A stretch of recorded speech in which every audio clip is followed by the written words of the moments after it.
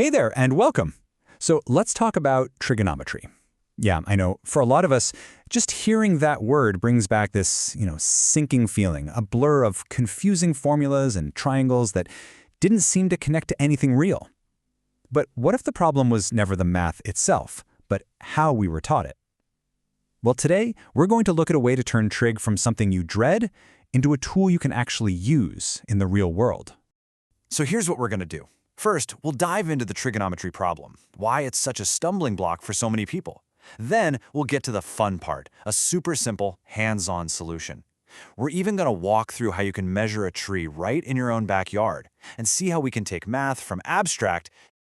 All right, first things first. If you found trigonometry to be a nightmare, I want you to know it is not just you. You are so not alone. It's a huge challenge for students everywhere, and it's got nothing to do with being bad at math. Turns out, the real problem is often in the way it's taught. Oh yeah, SOHCAHTOA. Does that ring a bell? It's that famous mnemonic we all had to chant in class.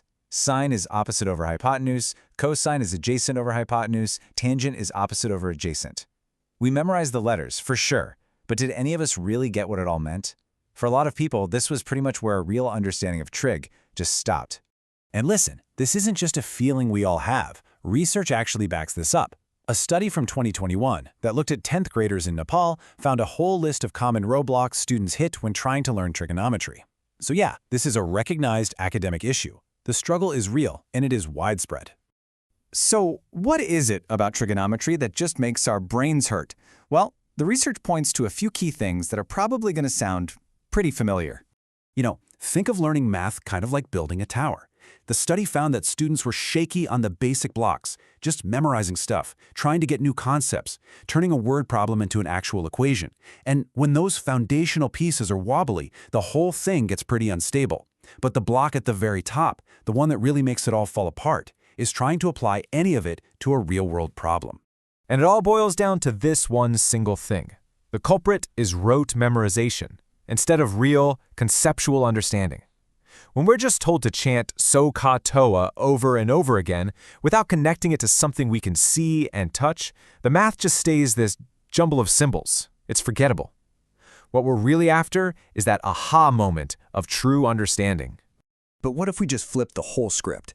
What if instead of starting with a formula in a book, we started with an actual problem, out in the real world? So the big question is there a way to make this stuff finally click? A way to make it feel intuitive and useful instead of abstract and, frankly, a little scary? Oh yeah, I bet there is. And it all starts by getting out of the classroom. And we found this better way in a fantastic lesson plan from the Oak Ridge Institute for Science and Education, or ORISE for short. They put together this amazing hands-on activity that literally takes trigonometry out of the textbook and into your backyard. Okay, this is where it gets really fun. The lesson plan tackles a classic, simple problem. How do you measure something that's just way too tall to reach? Like a tree or a flagpole or maybe even your own house. The answer? A triangle. It's that simple. By creating an imaginary right triangle between you, the ground, and the top of that tree, you can use trig to figure out the height without ever leaving the ground. That's the whole idea right there, using simple shapes to measure and understand the world around us. Now to do this, you just need one special but really simple tool. It's called a clinometer, and its only job is to measure something called the angle of elevation. That's just a fancy way of saying the angle between looking straight ahead and then looking up to the top of the object. That's it. And the best part? You don't need any fancy equipment. The ORIS lesson plan actually shows you how to build a working clinometer with stuff you probably have at home right now. A protractor, a straw to look through, and a binder clip to act as a weight. It's so easy to make. And this right here, this is the magic trick. This is what makes it all click. We're taking that abstract tangent ratio from the textbook, opposite over adjacent, and we're directly connecting it to something physical, the actual angle you see with your own eyes when you look up at that tree. And the process itself is surprisingly simple. First, you build your little clinometer. Then, you measure how far away you are from the base of the tree. Then, you use your new tool to find that angle to the top. After a quick calculation, there's just one last super important step. You got to remember to add your own height to the final number. And look, the math itself, it's not scary at all. In the lesson's example, the angle was 40 degrees and they were standing 30 feet from a flagpole. All you do is multiply the tangent of 40 degrees by 30. You plug it into a calculator and you get about 25 feet. It's just simple multiplication.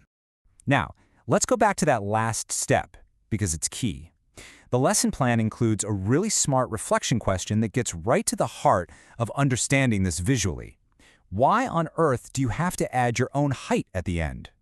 And the answer is so simple when you think about it. It's because the triangle you're measuring begins at your eye level. The calculation gives you the height from your eyes all the way up. So to get the total height of the tree, you have to add that little bit of distance from your eyes down to the ground. See, it just makes sense.